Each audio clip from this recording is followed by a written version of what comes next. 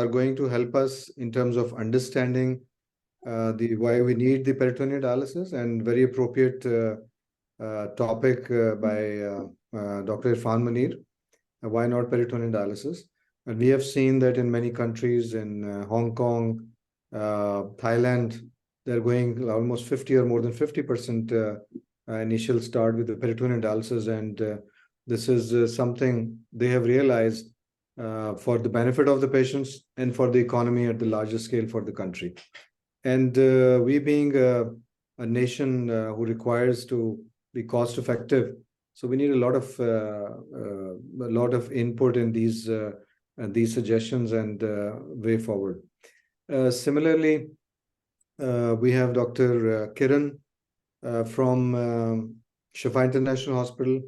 She is a very enthusiastic nephrologist for the peritoneal dialysis, and she is the one who, along with the other team members at Shifa, has made sure that the northern part of Pakistan is covered with peritoneal dialysis, and very well so. And they have a large number of patients that they are following over there. We have Dr. Mudassar Murtaza Chima. He is head of nephrology at Rawalpindi Institute of Urology Transplant.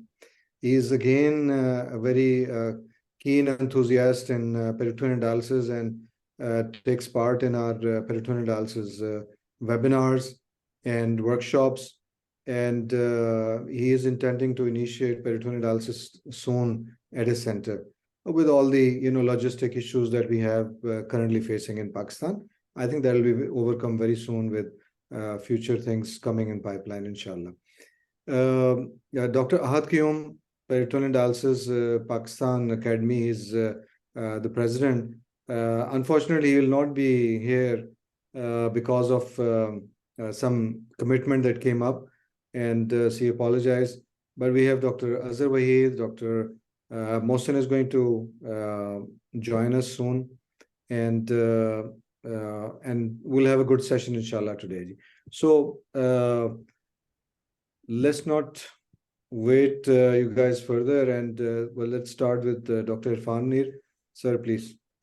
Rasib zara isko aap wo slide PowerPoint slide show mein. Shukriya ji. Assalamu alaikum ji. Thanks, Dr. Noman Tarif, for a very candid and kind introduction. Just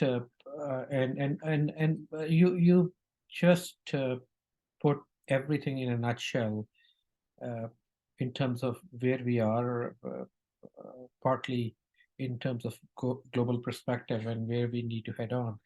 A few words about myself. I'm a graduate of King Edward Medical University, 1987, and I trained in Connecticut at Yale School of Medicine, and then I did my nephrology at Medical University of South Carolina in Charleston. I've been in clinical practice since 1999 in Indiana, and I'm on the faculty at Indiana University Medical School. I also run a very active private practice, and since start of my practice days, home dialysis, both peritoneal dialysis and home hemodialysis had been my niche area. So as you can see that my topic of my talk explain what our discussion is will be tonight, that with a historical perspective, in my own experience, when I got into practice in 1999, in United States, the prevalence of peritoneal dialysis was about 4% in all the patients who had end-stage kidney disease, and 95% or so of patients were being dialyzed by in-center hemodialysis. Over the last 23 years, that has changed just a little bit. At this point, when we look at the landscape in the United States, about 10% patients are on peritoneal dialysis. Still about 90% of patients are being dialyzed with in-center hemodialysis. Next slide, please. So why shouldn't we choose peritoneal dialysis for our patient? I mean, certainly it provide a tremendous benefit of quality of life, as well as providing patient autonomy and flexibility to be able to dialyze themselves at home. In addition to that, the patients do not have to take care of logistics things like transporting back and forth to the dialysis unit 3 times a week, have to go through like 2 needle sticks or 6 needle sticks a week, uh, and plus with additional benefit of peritoneal dialysis, that those patients who tend to get treated with peritoneal dialysis uh, have retained their residual kidney function longer than in-center hemodialysis. And as we all know that residual renal function is the single most important predictor of survival in end-stage kidney disease patient. So preserving uh, residual renal function in people who have started dialysis is very important for us. Uh, in addition to that, I mean, in the market of the United States, there's a tremendous cost economic benefit of doing peritoneal dialysis. At this point, the per year cost of providing patient with peritoneal dialysis is about 30% less than in-center hemodialysis. Uh, Next slide, please. Next slide, please. Next slide. Can you please move the slide, please?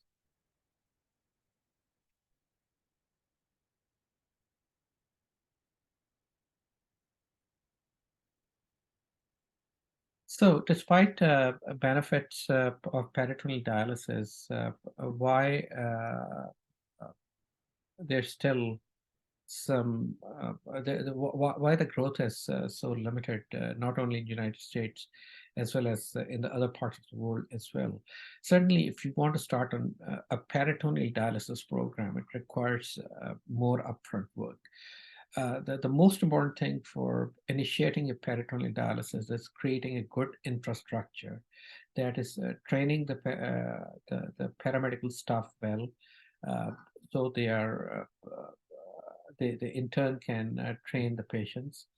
And certainly when you start somebody on peritoneal dialysis, uh, you have to train the patient. Not only that, you have to train the patient, you also have to devise a prescription which is not only going to provide them good dialysis, but a prescription which is suiting their daily routine and lifestyle.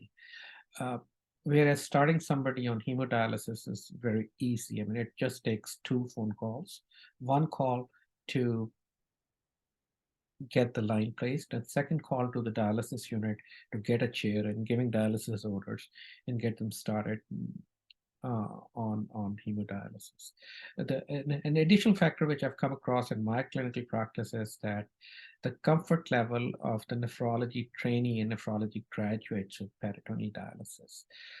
When I went through my fellowship, there was very little exposure to understanding and training of peritoneal dialysis. And most of the training and learning which I acquired for peritoneal dialysis is through my clinical practice. And same way as I've come across and worked with many nephrology trainees in Pakistan, as well as graduates from a nephrology training program, their exposure as well as their level of training in peritoneal dialysis is lacking. So they do not come out of their training program adequately trained in peritoneal dialysis.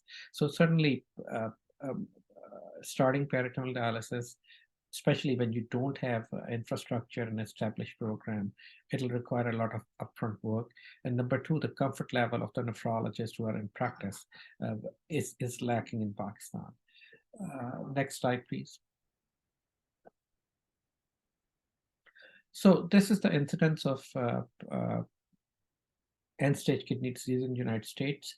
Presently, there are about 750,000 patients on renal replacement therapy, and the per year incidence is about 120,000 new patients per year. Next slide, please.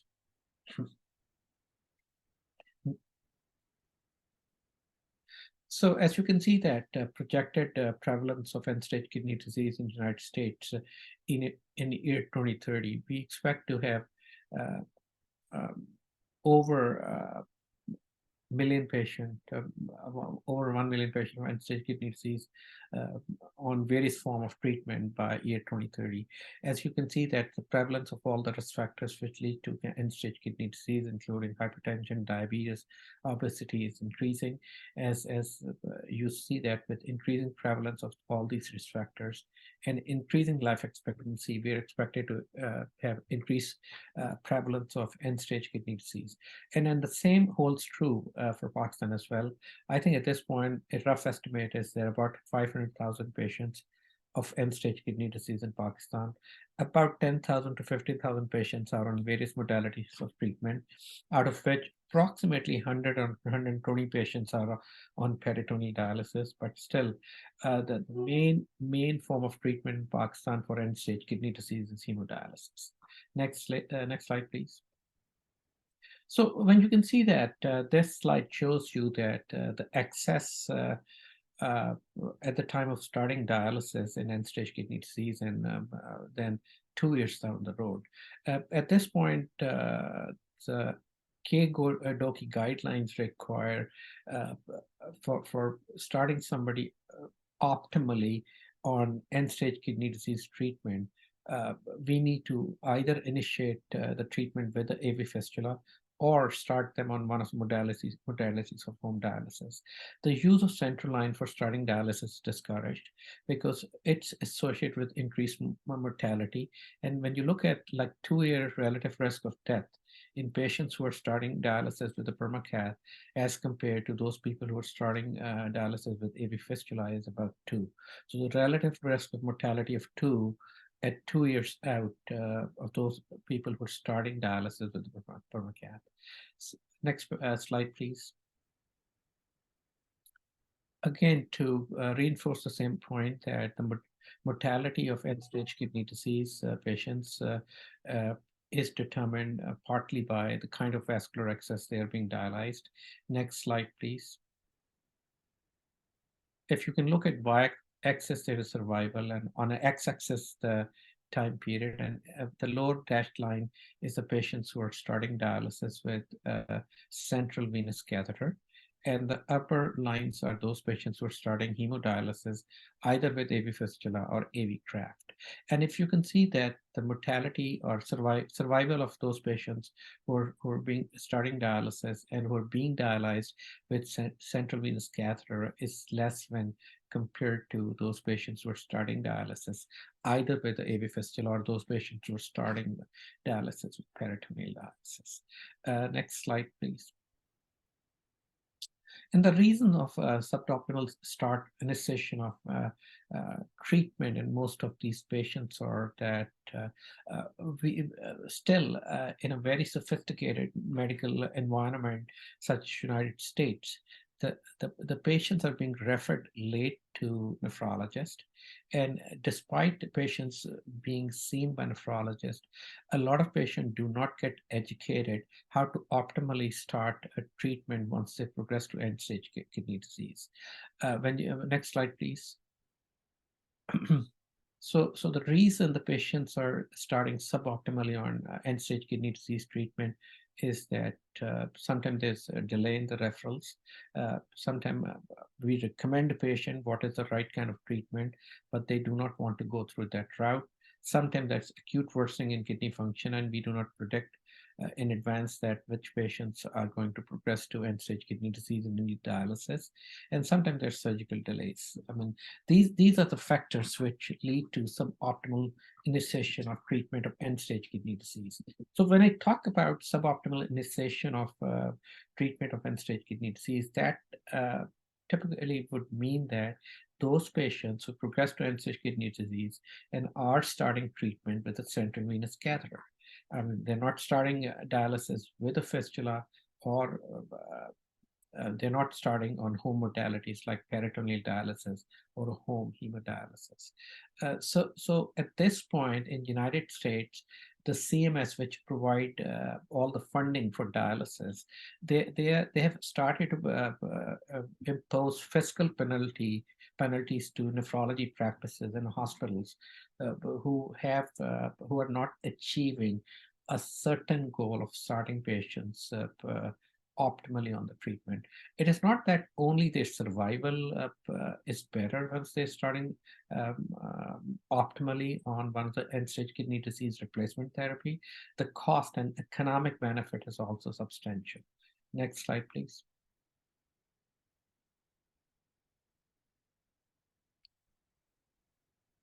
So that is a slide which in a nutshell tells you that the residual kidney function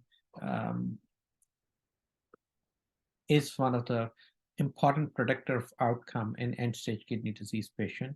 Losing residual kidney function will lead to a lot of adverse biochemical as well as inflammatory consequences, which will lead to increased cardiovascular and overall mortality, and also decrease the subjective sense of well-being and quality of life.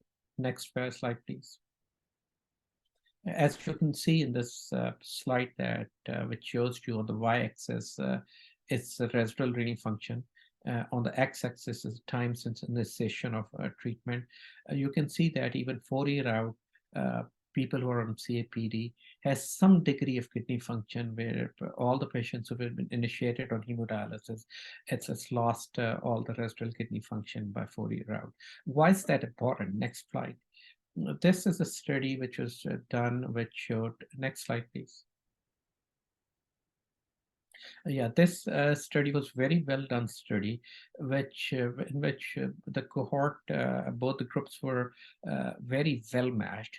And those patients who started hemodialysis with central venous catheter were included from the final analysis. So this study looked at the outcome and survival in patients who were being treated with peritoneal dialysis compared to those who were being treated with hemodialysis. Next slide, please. So if you, on the y-axis is your survival, on the x-axis is the time. The solid line is the patients who are being dialyzed by peritoneal dialysis. The dashed line is the patients who are being dialyzed through hemodialysis, in-center hemodialysis.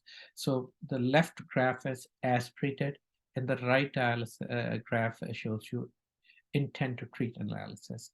And as you see in the first 3 years, there is a survival benefit in patients who are being dialyzed through peritoneal dialysis modality. And after that, the lines cross and match, and after at 9 or 10 years out, their survival was similar. So in the first year, this survival benefit of peritoneal dialysis can add substantial advantage to their well-being down the road. Next paragraph. So this is data from Dr. Ghaffari's group. Next paragraph. Next slide, please. Next slide, please. Just skip 2 more slides. So just stay here, please. So basically, this study came in around 2009. And what they showed is that this study came out from UCLA Medical Center, which is an inner city hospital, and they were seeing a lot of patients crashing in the emergency room with end-stage kidney disease without prior education on any planning for starting dialysis. They started this prospective study around 2009. They got published about 2012. And what they showed is that the patients who were crashing in the ER with the consequences of progressive kidney disease, were uremic, were volume overloaded, hyperkalemic, had different indications for initiation dialysis, and having no planning to start end-stage kidney disease treatment, did not have a maturing fistula. So they quickly educated the patient in the emergency room around different modalities of dialysis. They quickly screened the patient if the patient is optimum individual to be maintained on peritoneal dialysis. And they asked for patient consent, and those patients who consented had a peritoneal dialysis catheter placed. And then subsequently, they were started in dialysis within the next 2 to 3 days after placement of peritoneal dialysis. So with the, I mean, our group is doing urgent start peritoneal dialysis way before that. I think we started doing it in 2000. We never got published, but with this study, since it got published in one of the good journals, this wave of nephrologists starting to accept this way of approaching treatment of end-stage kidney disease, starting nephrologists started to accept that modality or that way of starting people on peritoneal dialysis more and more. And the reason I'm showing this slide to you is that when you look at this slide, this tells you what you need to look for when you are trying to see whether a particular individual would be a good candidate for peritoneal dialysis. First thing is obviously, I mean, are they physically able to carry 20 pounds? Did they have a lot of abdominal surgeries in the past? Do they have massive hernias like which would not be amenable to surgical treatment? Do they have a place they call home? Or do they have access to a clean bathroom and a toilet where they can wash their hands, and they have access to a sink or toilet where they can drain their effluent? Are they do they have good hearing? Do they have good vision? Do they have any pets at home? And if there were any pets, are the pets confined to a certain area, or they're free to go around in the home? And is their home clean? And if the home is not clean, could the environment be kept clean? And this is a checklist which we keep with us as well when we screen patients for peritoneal dialysis, especially when our staff does training. They use a similar checklist to look at it, whether any individual is going to be fit or good for peritoneal dialysis. And this is something which you can done in less than 1 minute at the bedside to decide whether somebody would be a good candidate for peritoneal dialysis. And when you look at the environment in Pakistan, most of the patients, like a majority of patients which you come across, do come from a lower income background where they don't have ability many times to do this kind of treatment at home.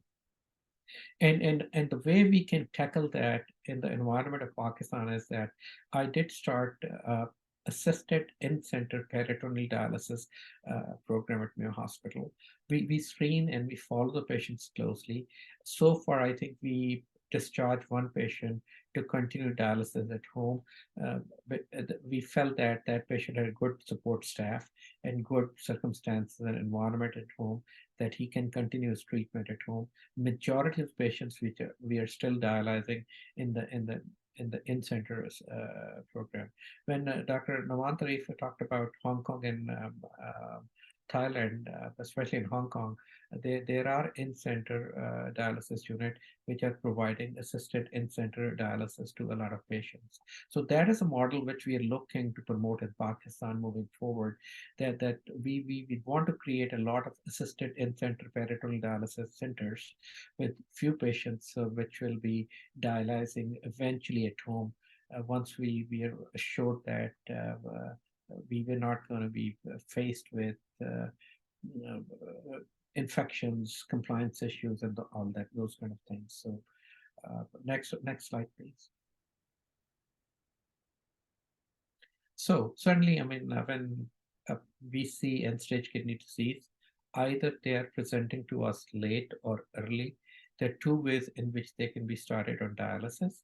One is hemodialysis, one is peritoneal dialysis, which can be done either urgently or non-urgently. Urgent start is those patients who start dialysis within 2 weeks of placement of peritoneal dialysis catheter. And the non-urgent starts are those patients who start dialysis after 2 weeks of placement of peritoneal dialysis catheter. Next slide, please. So this is what I'm going to sum up my talk with. Could temporary vascular access, such as central venous access to initiate people on dialysis be avoided? Could a catheter that is placed be used for the acute and chronic setting so that the only one procedure is required? Could we initiate a dialysis modality that may preserve residual kidney function? Could we recognize lifestyle concerns in the late referred patients or in any patient? So here I think I am making my point that certainly peritoneal dialysis is a dialysis modality which will help the patient uh, not to preserve their kidney function, but the lifestyle benefit as well. And moving forward, as we keep on working on development of infrastructure in Pakistan, we are very hopeful that the cost of peritoneal dialysis down the road would be substantially lower than hemodialysis. I'll stop there, and I think I'll turn it over to Dr. Noman Tarif. Thank you very much. That was a very informative lecture. So almost like 120,000 new patients adding up in USA for dialysis, and that's a frightening number. And if you rightly said that, in Pakistan we don't know what is our actual numbers. We tried to develop some registry, but now PSN has taken up the lead again, and they are starting a new registry, which is going to take up all the patients' data. And so we'll have some idea probably in a year time that where do we stand at this point. But I think in what we have a registry from before with Professor Vakar Saab from Sheikh Zayed Hospital, we have like 5,000 documented patients on hemodialysis. And there are almost like maybe 20,000 or more patients who are undocumented. So I think it's a very frightening number, and we cannot keep all these patients in the hospitals. So we have to provide different ways, as you rightly said, home dialysis, home peritoneal dialysis, and maybe in-center peritoneal dialysis, all these things. So going to the next talk, I would like to invite Dr. Kiran from Shifa Hospital. And this is about the non-infectious complications of peritoneal dialysis. That is not to frighten everybody that there are so many complications with peritoneal dialysis. But, the reality is every modality has its some pros and cons. So, but we can get over with these complications if we understand. And as we have learned over the years with the help of our colleagues in Lahore and in Karachi and in Islamabad, what are the local issues and how we can overcome these. So over to you, Dr. Karen, please. Assalamu alaikum. So I'm going to share my screen. Can everyone hear me? Yes, we can. Yes, we can, please. Okay. So right. Let me just start. Thank you, Dr. Naman, for your very detailed introduction of mine. So let me just tell you a little bit more about myself. I'm a graduate of Qaid-e-Azam Medical College, Bahawalpur, 2005. I did my internal medicine training at University of Pittsburgh in 2013, and after that, I did my training in nephrology at University of Pittsburgh in 2015. Since then, I've been working at Shifa International Hospital in Pakistan since 2015. And even though I was very enthusiastic, as you said, about putting people on peritoneal dialysis and starting home dialysis modality, including hemodialysis and peritoneal dialysis. It took me 2 years to convince my first patient to believe in me and start peritoneal dialysis. But since then, we've come a long way. Alhamdulillah, we have close to 100 patients now. and we have some children as well on peritoneal dialysis. Um, uh, and Today I'm going to talk about non-infectious complications. Um, this is a very broad topic. I'm going to highlight some of them and briefly touch upon the management of some of them.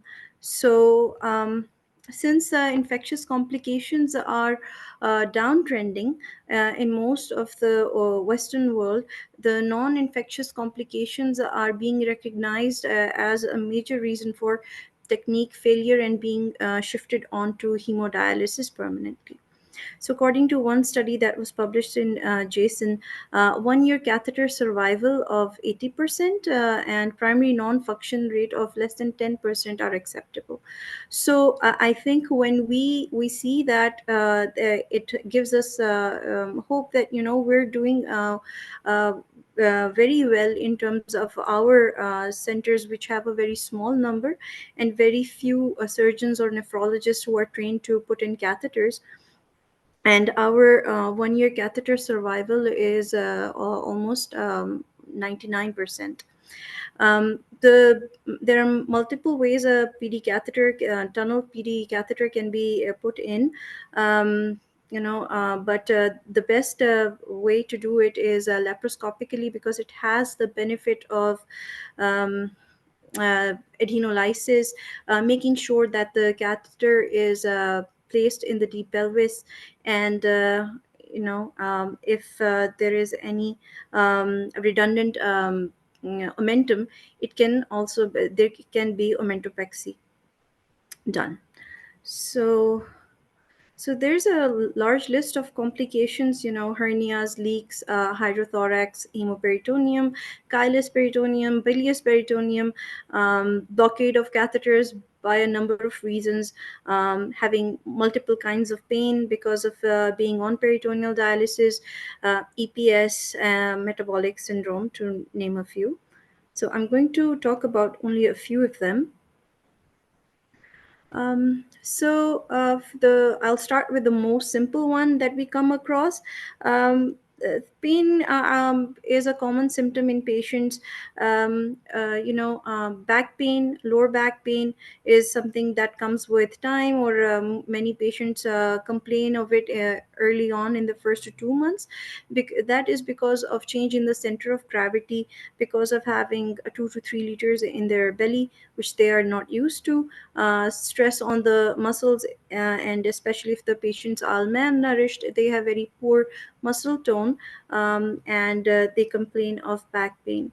The treatment is to do smaller volumes of PD exchanges, putting them on APD, doing nocturnal PD, and also suggesting muscle toning exercises for abdominal muscles and paraspinal muscles.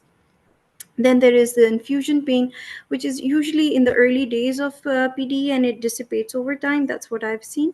It's probably due to the acidic nature of the dialysate, and it goes away with adding bicarbonate to dialysate. Another thing I've noted in my clinical experience is that putting in cold fluid in the belly also causes cramps and pain, and that can be dealt with by warming the dialysate. Drain pain is something very common in early on in PD education, and the way to deal with it is to slow down the flow of the fluid when you're draining, or put them on tidal PD, and that can only be done on APD. But another way to do that, if your patient is on CAPD and they have good residual renal function, is to tell them, once the pain starts and it gets a little more to tolerate, then just go to the other exchange. Let a little bit of fluid remain inside the belly. It impairs your clearance a little bit, but since they have residual renal function, you're not too worried about volume overload, and you can add a little bit of diuretics to take care of that extra volume overload if it happens. Next are hernias. They can occur in many places. As you know, the reason is weakness of the abdominal wall, and because of continuous raised intra-abdominal pressure, we can get umbilical hernias, para-incisional hernias, inguinal hernias can happen. Sometimes they develop slowly over a period of time, and sometimes they can follow quickly after any sneezing episode or coughing episode as well. Um, the most common complications to worry about are bowel incarceration, incomplete drainage, or patient discomfort because of the change in the anatomy. The treatment, you certainly don't have to put them on hemodialysis, and that should be the last resort, I think. You can opt for a low volume supine PD if they have significant residual renal function. You don't have to put them on CAPD. You can switch them to nocturnal PD on APD, or you can transition them to hemodialysis temporarily, do a surgical repair, and then put them back on peritoneal dialysis. Okay, so that's that. Another thing that happens mostly in the early period of PD initiation is pericatheter leak. That's because there is poor healing, especially in patients who are malnourished. Sometimes, when you put the catheter in, let the wounds heal for 2 weeks or 3 weeks, and then you start PD, slowly you'll start to see signs that the patient does not have good UF, or there is a slight bulge over the tunnel. There's a boggy feeling over the tunnel, and there is oozing of fluid from the exit site. So the treatment is give them a break from PD if that's a possibility, if the patient has good residual renal function, and wait for the healing to occur. There can be a surgical repair as well. Um, but mostly giving a break, waiting for them to heal, does the trick. Sometimes, rarely, if they have bad coughing spell, it can happen later on as well that you get a pericatheter leak, but it's mostly in the early part. Genital swelling, again, similar pathophysiology. That happens if there is a patent processus vaginalis, can occur as a swelling of the mons pubis in the females, as a scrotal swelling in the males. Can present as just weight gain and decreased UF. The diagnosis is you can do a CT with IP contrast to find where the track is. This is a picture of my patient who had scrotal edema after he sneezed. That's what he said. And when we did the ultrasound, there was a fluid inside the right side.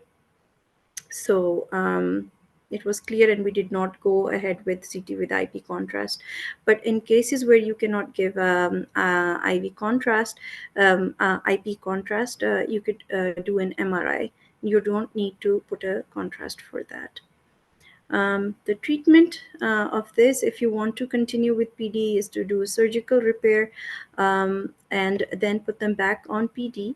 Or the other thing would be to switch them to hemodialysis.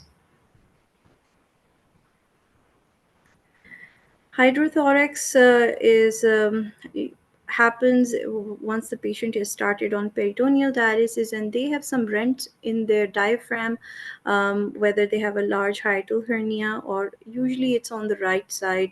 You get a hydrothorax that manifests as decrease in UF, progressive shortness of breath, and weight gain. On chest X-ray, you'll see pleural effusion, and on examination of the pleural fluid, there is a high glucose concentration. So The way to treat it is to give them a break from PD. That is one way, and because of inflammatory reaction to the dialysis, there is pleurodesis that happens. You can also do, if the patient has significant residual renal function, you could just do very low volume upright PD. Don't put them on supine PD, and still the hydrothorax will resolve.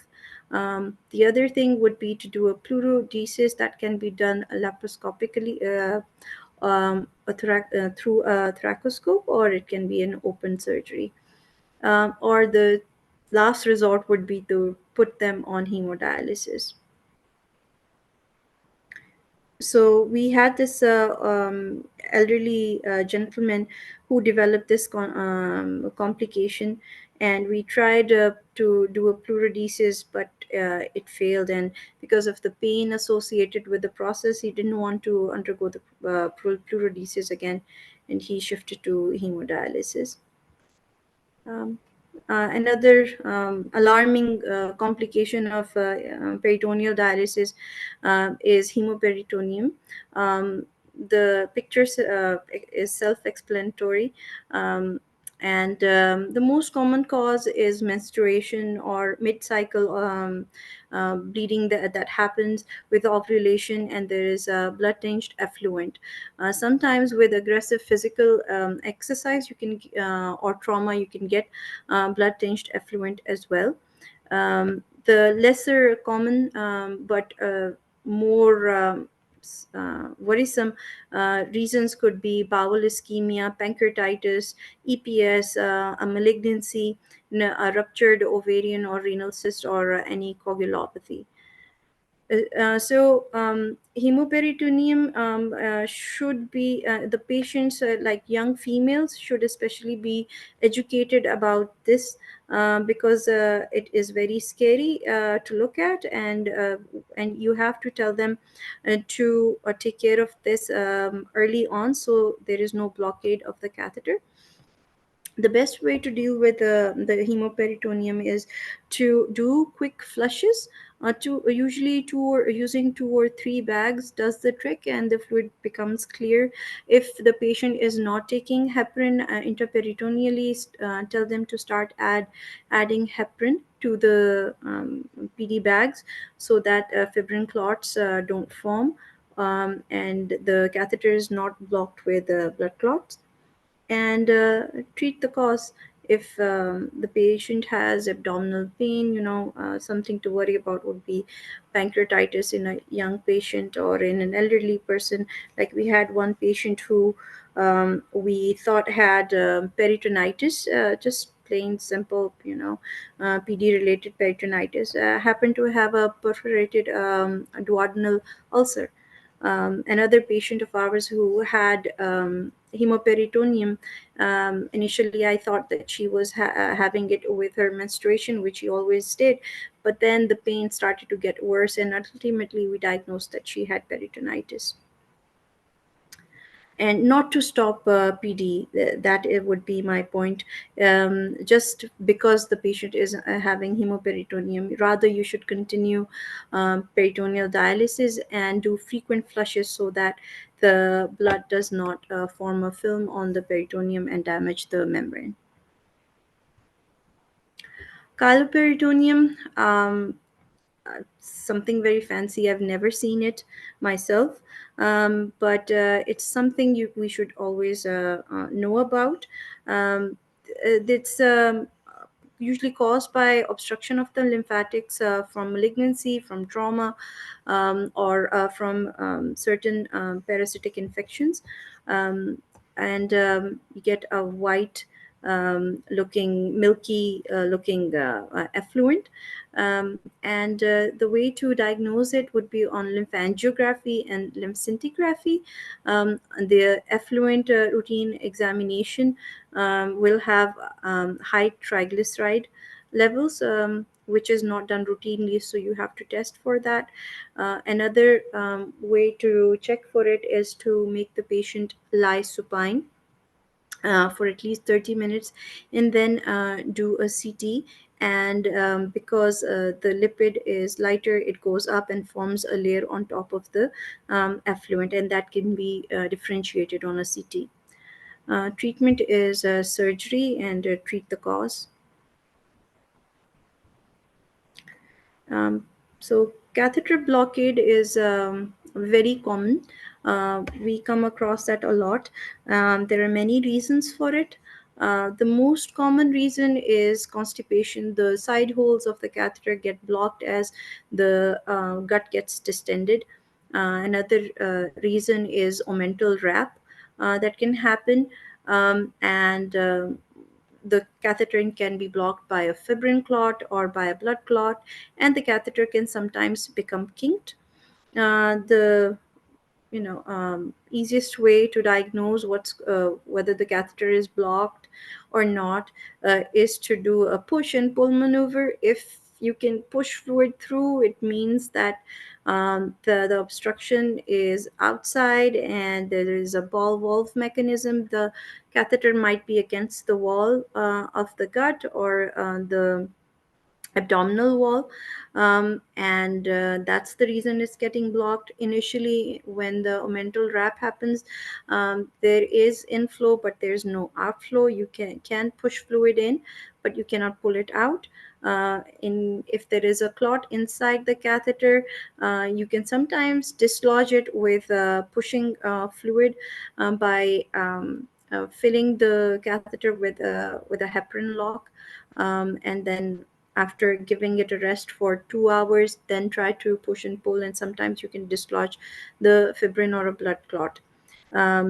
In terms of kink, you will feel a resistance in push and pull both. You do an abdominal x-ray that will give you an idea of where the catheter is. Sometimes you can see a kink, or malpositioned catheter, and it gives you an idea about the constipation status as well. And these are a few examples as I talked about.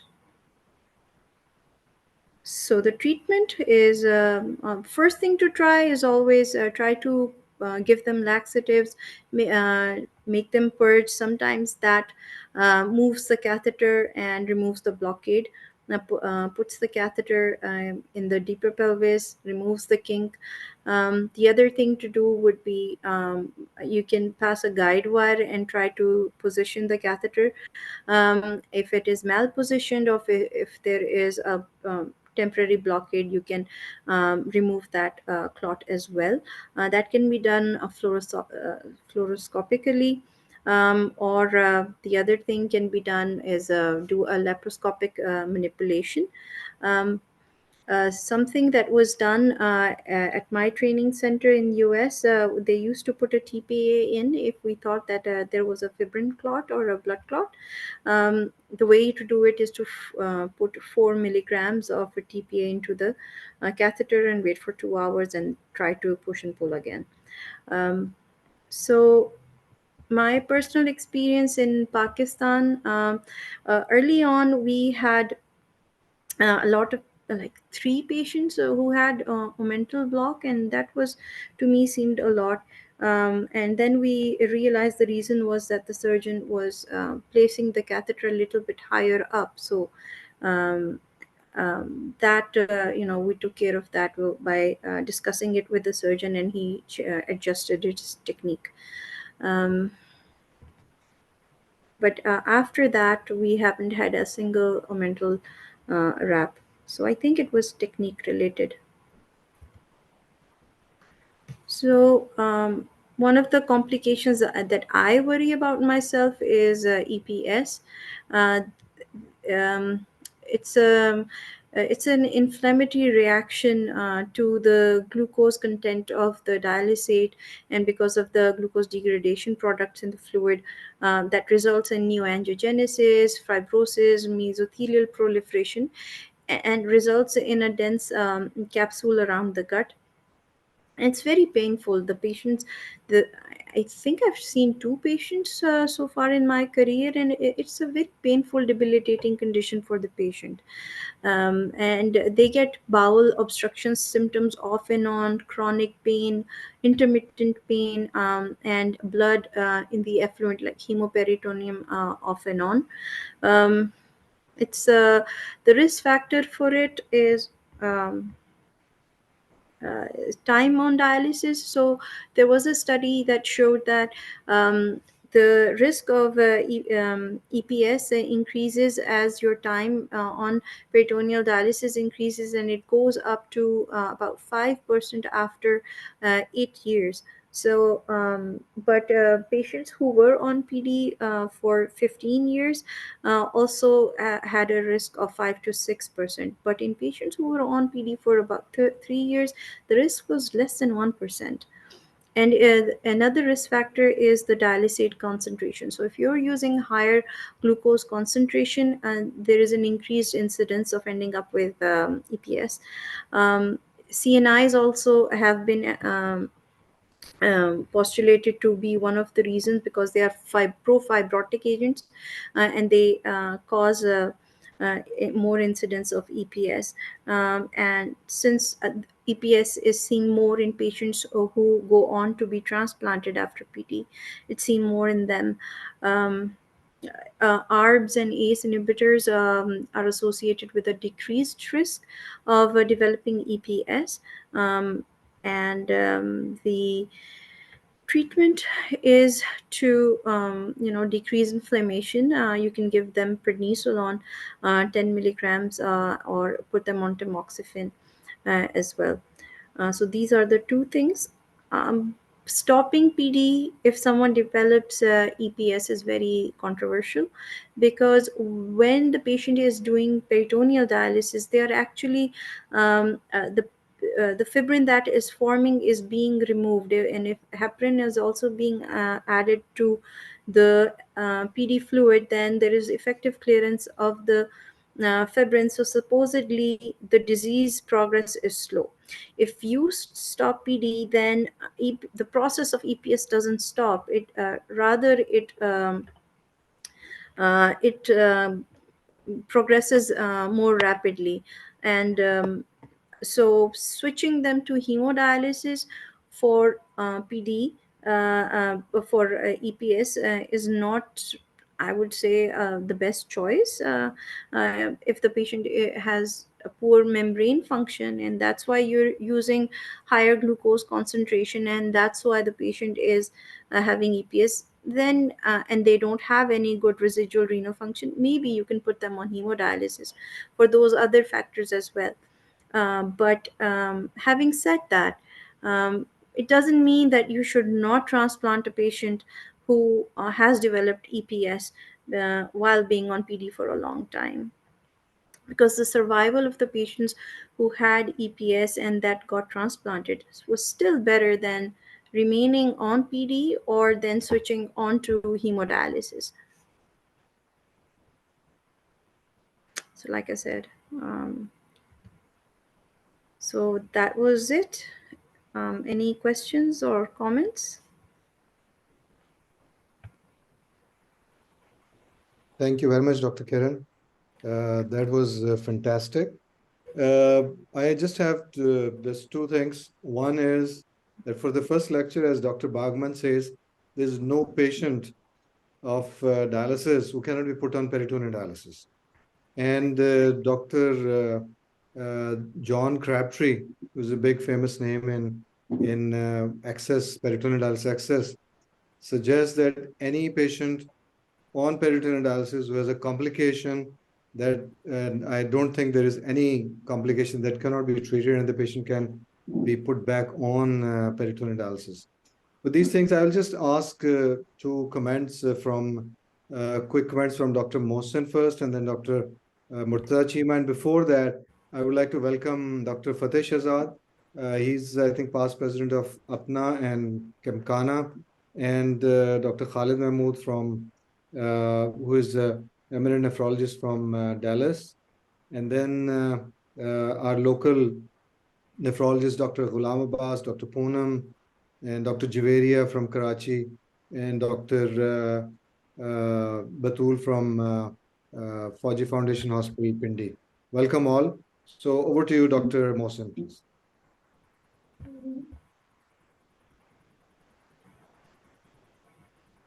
Dr. Mohsen, you are not unmuted. So now you can hear me? Yes, please. Okay, thank you, sir. So first, I would like to say that Dr. Kiran has very beautifully emphasized all the mechanical complications regarding the peritoneal dialysis. So I think we have seen almost all the complications except the EPS and the chylus in the peritoneal fluid. So all the as you said previously, that all the complications can be managed, and if you go step by step as per recommendations, you can easily figure out what are we dealing with. So considering the a mental rap is, I think this is the most problematic thing that we have ever faced. So this is the only thing that you have to go laparoscopic and remove the do amentopexy, or you can have to readjust the catheter in the pelvic deep pelvis. And secondly, the patients, the another thing that I want to add here as a continuation of the lecture from Dr. Irfan, that we are regularly doing urgent start peritoneal dialysis in our patients. So we usually don't give a dry period of the 2 weeks. We right away start the peritoneal dialysis in the patient. At the currently, I still have a patient admitted with me, and I am doing started her on urgent start peritoneal dialysis, and she responded, alhamdulillah. So this is the thing that we are already doing very good. So the only problem that we faced during the last few months was the supplies from the Fresenius that slowed down our take up of the peritoneal dialysis patients. I remember in the start of this 2023, there was a rapid increase in the patient take up in the peritoneal dialysis, and then we had to limit it just because of the non-availability of the supplies. So if the supplies are available now, the patients have more and more awareness regarding the peritoneal dialysis, and I find many patients who come themselves and ask regarding the peritoneal dialysis. They want to know how it works and how it is different from the hemodialysis and if it is better. Especially the quality of life in the peritoneal dialysis and the things that you can continue your job and your all the studies with this modality is a very attractive part of this modality of the renal replacement therapy. So this is a few comments from my side. So once again, really grateful for arranging. I'm thankful to you for arranging this webinar and the time taken out from the busy schedule by Dr. Kiran and Dr. Irfan. Thank you, everyone. Thank you very much, Dr. Mohsen. I would like to ask Dr. Mudassir, can you please have your comments, quick comments, please? Thank you. You can unmute yourself. Thank you. Really grateful to. Yes, okay. I hope you can hear me, sir. Thank you very much, sir. I want to thank Dr. Kiran and Dr. Irfan for a great talk on peritoneal dialysis. And I have been working for last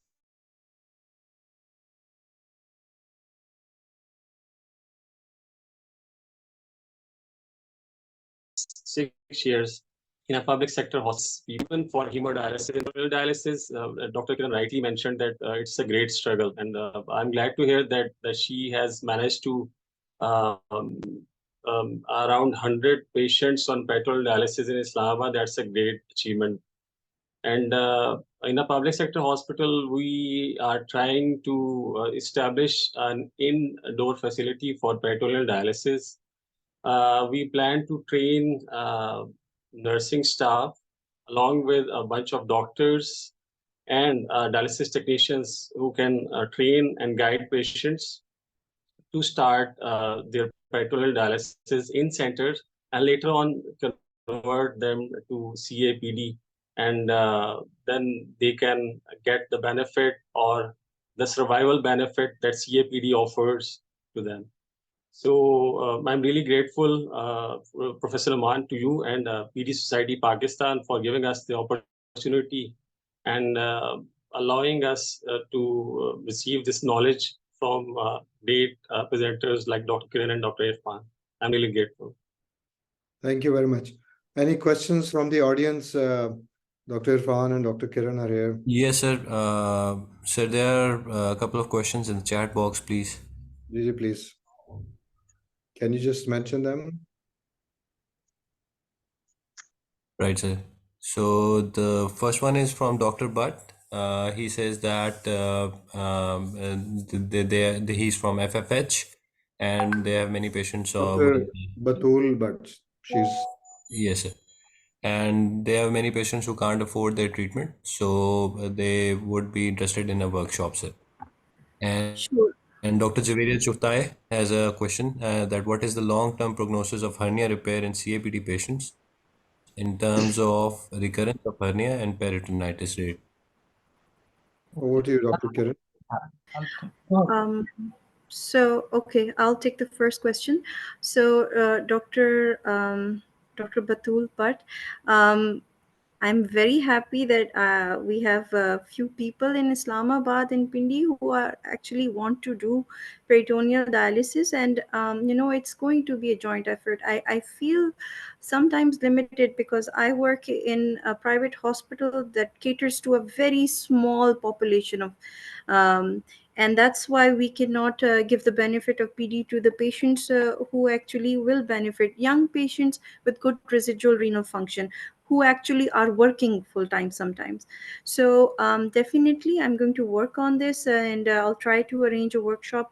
If we have PSN in February and they have a workshop there, then probably I'll try to do something in March or maybe April, so that Sorry, let me add here, Dr. Irfan, do you want to mention your trip to Islamabad in December? Thanks, Dr. Kiran, for your comments. Two things. I think I appreciate your Dr. Kiran's comment regarding Islamabad, but in Lahore we are having a symposium on peritoneal dialysis on December 14th. It'll be live at Clearwood University. Plus, we'll have virtual capability for the audience to attend on it. What we are doing during the symposium, we are presenting the entire curriculum of peritoneal dialysis, some basics, some complications, and will also discuss the logistics in Pakistan, where we are and where we're heading. And that didactic session will be followed by hands-on workshop. So those who are interested in exploring peritoneal dialysis more and learning more about it, that's free for all. You can come and you can attend. I think there would be online registration as well. So try to register on it and come out and attend, and I think it's going to be good research. The second thing is peritoneal dialysis after hernia repair. It depends on the expertise of the surgeon who's doing the hernia repair. But typically what we've done is if somebody had a hernia, and if their body surface area permits us, and if they have good renal function, we typically put them on APD at night. We keep them dry during the day. And personally, I mean, in my experience of 24 years treating over 1,000 PD patients, I've not seen a lot of recurrence of hernia after repair. So I think it can be repaired and patient can be started back on PD, and down the road it's not an issue. So that should not be deterrent for anybody for converting them to hemodialysis. So there is another question. What's the dose of streptokinase in PD catheter blockage? Well. That we have tried it, doesn't work, so don't even go there. So just let me two comments on it. If there's a kink in the catheter, don't try to manipulate it. It's a lifeline. If the manipulation is not going to work, they keep on writing. Just go and get the catheter changed. I mean, it's much easier to get it changed. I mean, otherwise you are going to struggling with it for a long period of time. So second thing is that if there's a blockage within the catheter, and we see that there's a film inside which we're going to break with a with the urokinase, streptokinase, it's theoretical. In clinical practice, I've tried all that those things don't work. Thank you, sir. There are a couple of more questions. The first one is that what about hernia repair with mesh? Is PD an option with that? Yeah, that's okay. I mean, we've done at times with mesh. There's some theoretical concerns that some people say that, I mean, if they get peritonitis, the mesh can get infected. Personally, in the patients who hasn't had, it depends what your peritonitis rates are. Our unit stands at 1 episode every 60 to 70 months, which is one of the better units. In the United States, it's 1 episode every 36 months is an average. If you have a patient who had a track record of 2 years, for example, I'm just quoting an example, haven't had infections, I wouldn't have any reservations with that. But there's some theoretical concern that if you do the hernia repair with a mesh, I mean, sometimes it can get infected. I've never seen it. I like others, like Dr. Naman or Dr. Kiran, to comment if they've seen any infected mesh or not. I've not. So I would not have any reservation of doing a hernia repair with a mesh. Yes, I had few patients who had undergone hernia repair with mesh, or they had a mesh before and then they had to get the PD catheter in. So in both the cases, we had no issues. The patient who required peritoneal dialysis, who was on peritoneal dialysis, required a hernia repair. We just did like quick exchanges 1 or 2 days early, and then just put the patient on, got the surgery done, and then we gave the patient off for another couple of days because the patient had a good residual function and it went well. We didn't have to stop the dialysis afterwards or switch to hemodialysis. Dr. Kiran, any comments?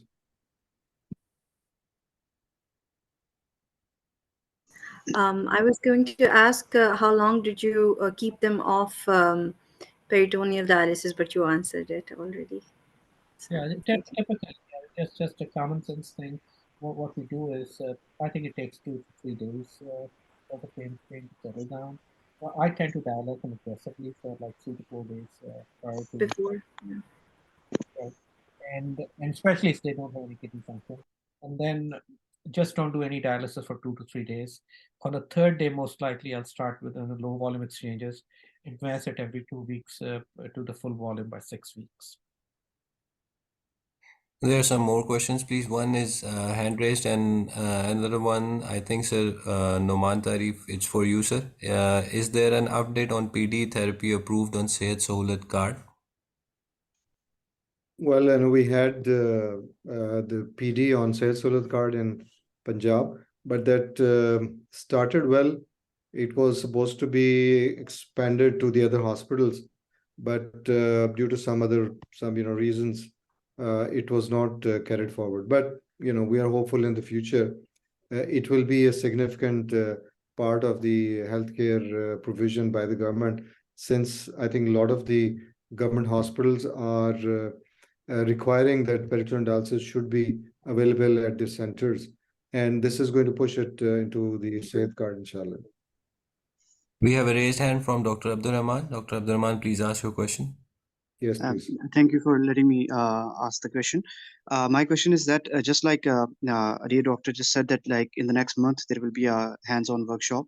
So what do you think that for us nephrologists who are already practicing nephrology, will that hands-on workshop be enough for us to start PD in our setups, or we'll still have to go some sort of training before we'll be able to do that?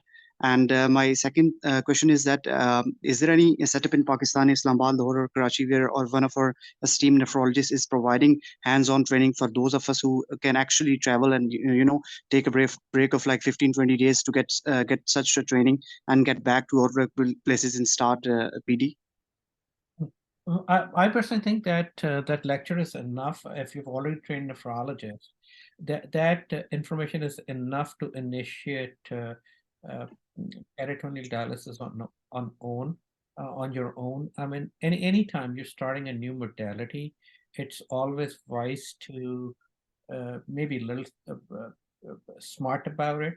Maybe try to start just optimal patients who are optimum candidate for PD.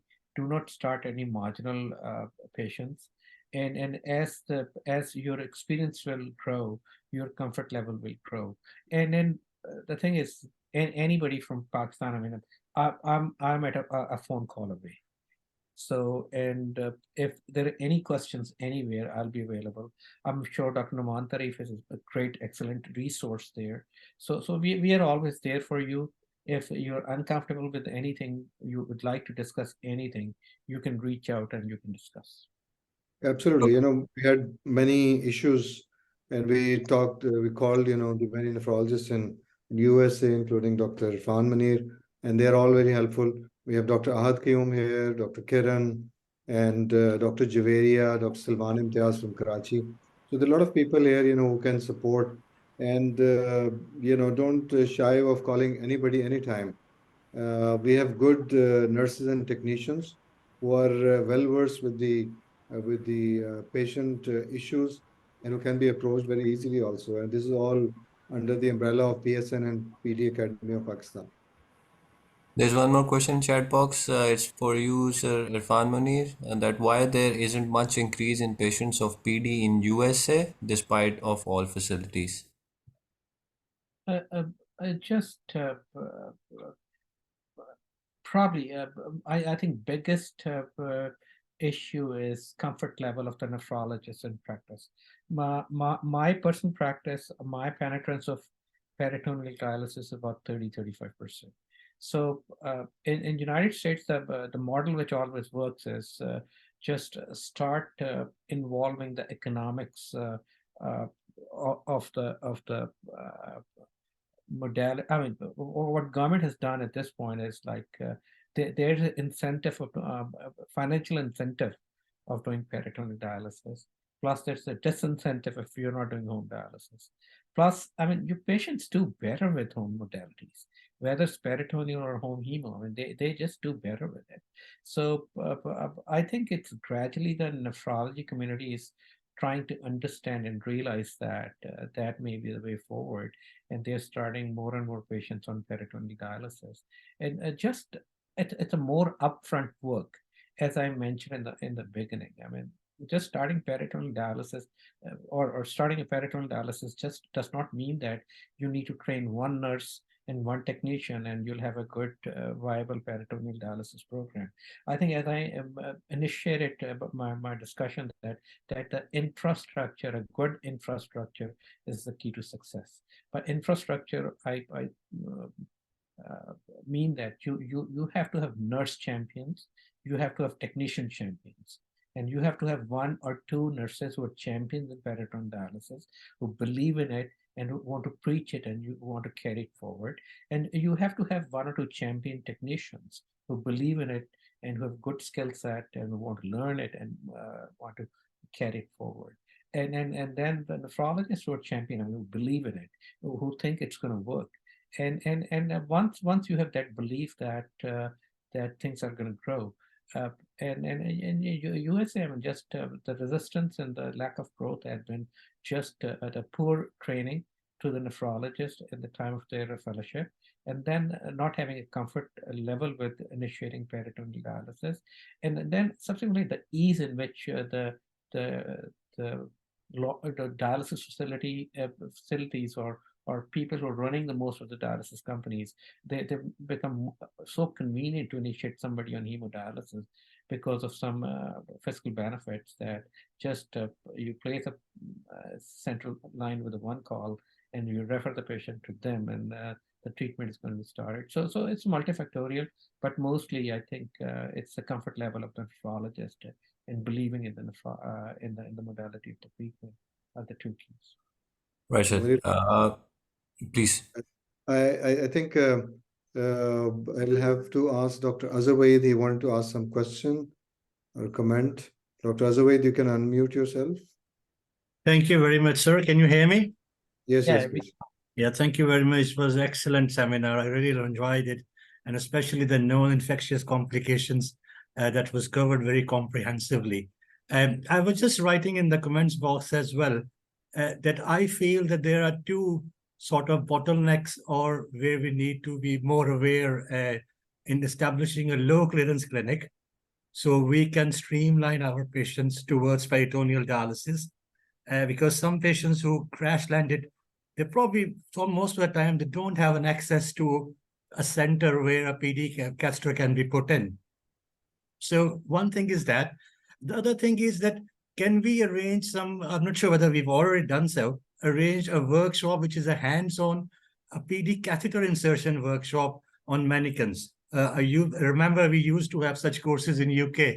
I'm not sure how much cost effective it's going to be, but definitely it will be a great help for our junior nephrologists to get used to or feel comfortable in attending this course or getting more training in terms of PD catheter insertion. And the third thing you've already answered that most of our patients who are on hemodialysis, most of the centers or most of the time the hemodialysis is on a charity or on a Sehat card.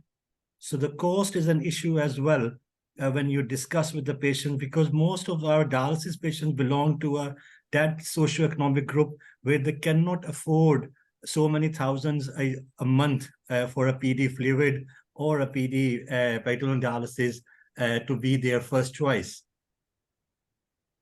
Thank you very much, Dr. Azhar. I think you're right. We have already, we had a workshop in 2019 under PSM, where a lot of people came from UK, even USA, and Nepal. And we had a workshop where we had a hands-on training on, self-made boxes with some membrane on it to put a catheters. It was very useful. And then we had recently again in Karachi doing the same thing. So this is quite possible, and this is being done. But as Dr. Irfan suggested, that when you start a PD program, so don't go into the areas where you're not totally confident. So you have to have a surgeon. So let the surgeon put in the catheters. You learn your PD catheters along with some other interventional nephrologists. And when you are, well versed with it, then you can start your own PD catheter placements. And that is going to be the success of the program, I think. There was one question here about the local production of PD by Dr. Mudassir. We are on it, and one of the company is ready to roll out some of the PD catheters, CAPD catheters, CAPD kits, and we'll be able to probably see some definite answer in about 3 to 6 months, inshallah. I think if there are not any more questions. So there's one question about the cost of CAPD3 exchanges in Pakistan, sir.